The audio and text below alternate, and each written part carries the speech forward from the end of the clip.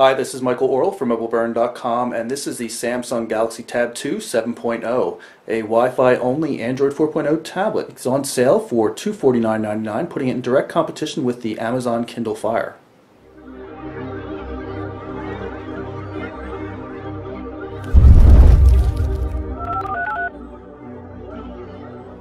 Okay, so here's the Galaxy Tab 2 7.0 in its box. Let's just open it up, pull everything out.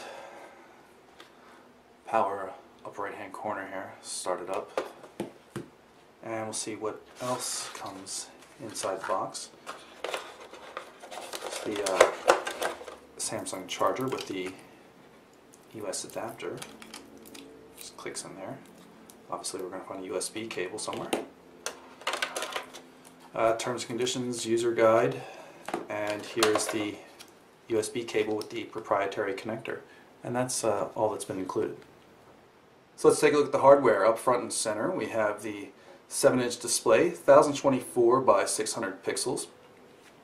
You can see the design supported by the Tab 2 7.0 is similar to the new 10.1 we saw released in Europe. Courtroom friendly, so it doesn't look exactly like an Apple iPad. Forward-facing VGA resolution camera.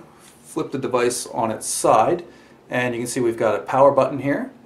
Volume control and the IR blaster port can be used with included software to control your TV, home audio, entertainment system, all that kind of good stuff.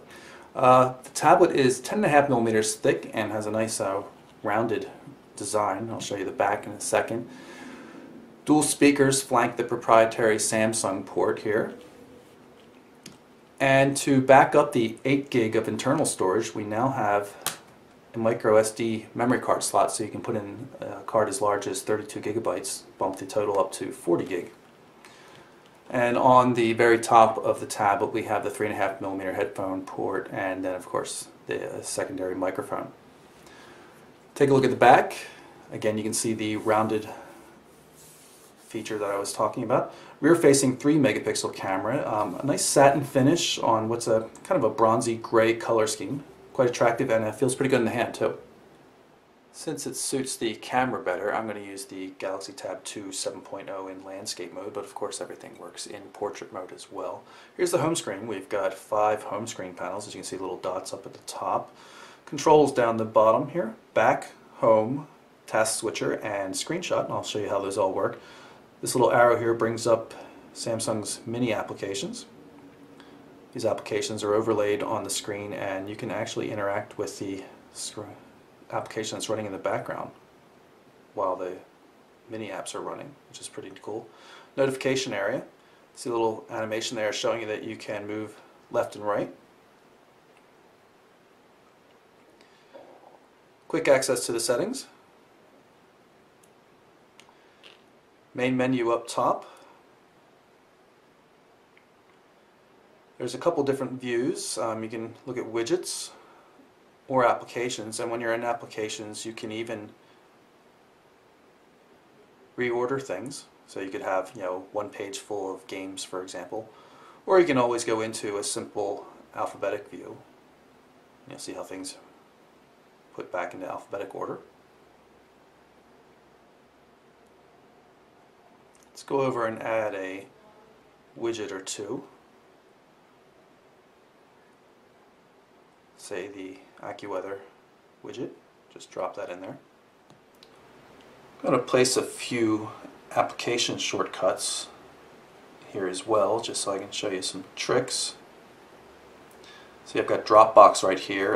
The Galaxy Tab 2 7.0 comes with 1 year's worth of 50 gig of storage on Dropbox, which is pretty cool. That's a $100 value at current rates. And one last thing here. You'll notice some things appearing across the top of the screen as I'm moving icons down. For example, folder. Created that folder right there, and then I can easily drop other things into it. You can resize many widgets. Long press and release, and then I can resize it. And if I want to get rid of it, I can long press and drag it up to the trash can. You notice that Google search is built into the home screen right there. It's always appearing at the top. Here is the Samsung keyboard. You can change keyboards by tapping down here in the notification area, but there's only one keyboard pre-installed. There's no swipe or anything else like that right now. You can add your own third-party keyboards though. Hit the home key. Hit the home key again, go back to the center panel. And I'm going to show you how you take a screenshot.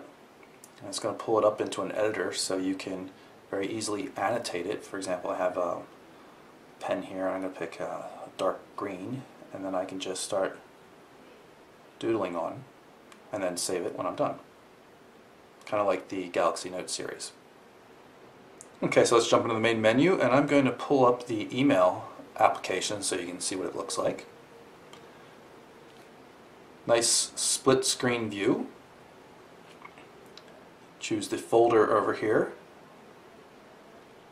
and then you see the contents on the right hand side, and when you tap on one of the messages, everything slides over. You see some formatted text here. There's an attachment. I'll download that. I'm on a Wi-Fi connection because of course there's no 3G connectivity built into. And it pulls up Polaris Office so we can take a look at the document.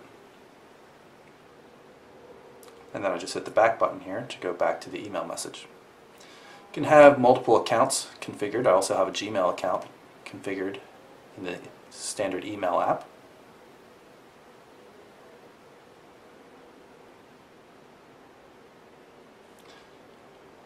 But naturally there is also a dedicated Gmail application which supports full functionality of Gmail, including priority inbox.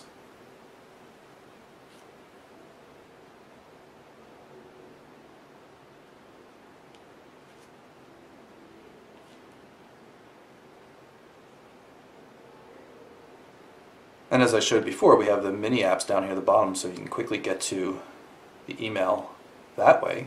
Combined view right here. Tap on the arrow to go to the full application, and again the combined view here. Jump back, and if I were to do the same thing with the calendar, then easily get into the calendar as well if I didn't want to go through the main menu. A bunch of different views here. You can have a overall look at the year, month, week, day, and then of course the agenda view. Let's take a look at the web browser. Tabbed interface, so it's easy to manage multiple web pages. This is the stock Android 4.0 ice cream sandwich browser, but you can also use the very capable Chrome beta that's available from Google in the Google Play Store, which of course was formerly known as the Android market. Smooth scrolling. The 1 GHz dual-core processor seems to do quite well. Doesn't have to push around too many pixels. A relatively low-resolution display. HTML5 video support as well as Flash, so you see embedded videos and everything like that work just fine. Pull up a new tab, and you have access to recent bookmarks. Let's pull up ESPN. Everything renders pretty quickly. So let's jump into the main menu and take a look at some of the applications that are included. You see the Amazon Kindle Reader as well as Google's own Books application. I already mentioned Dropbox. Of course there's a contacts application, integrates with Facebook and Twitter and things like that, as well as Gmail, Exchange. Gallery application. Instagram works on this device. Google Plus and Messenger, Netflix support built in. Nice photo editor as well. And of course a video editor too. Samsung includes its own music player. You can see the widget right here, or it's also accessible from the mini app. But the Google cloud-based music player is also included. Just want to give you a quick demonstration of the camera. You can shoot still photos, 3 megapixel resolution. You can also shoot 720p video. You can see shortcuts here are configurable, which is pretty handy.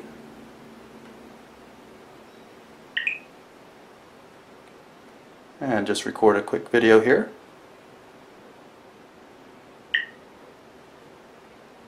And we can play it back.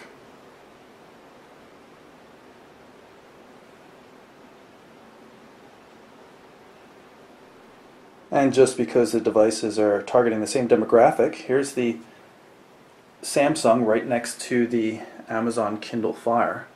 The Samsung's a little bit thinner and definitely has a smoother type design. But in terms of total size and weight, they're pretty close to each other.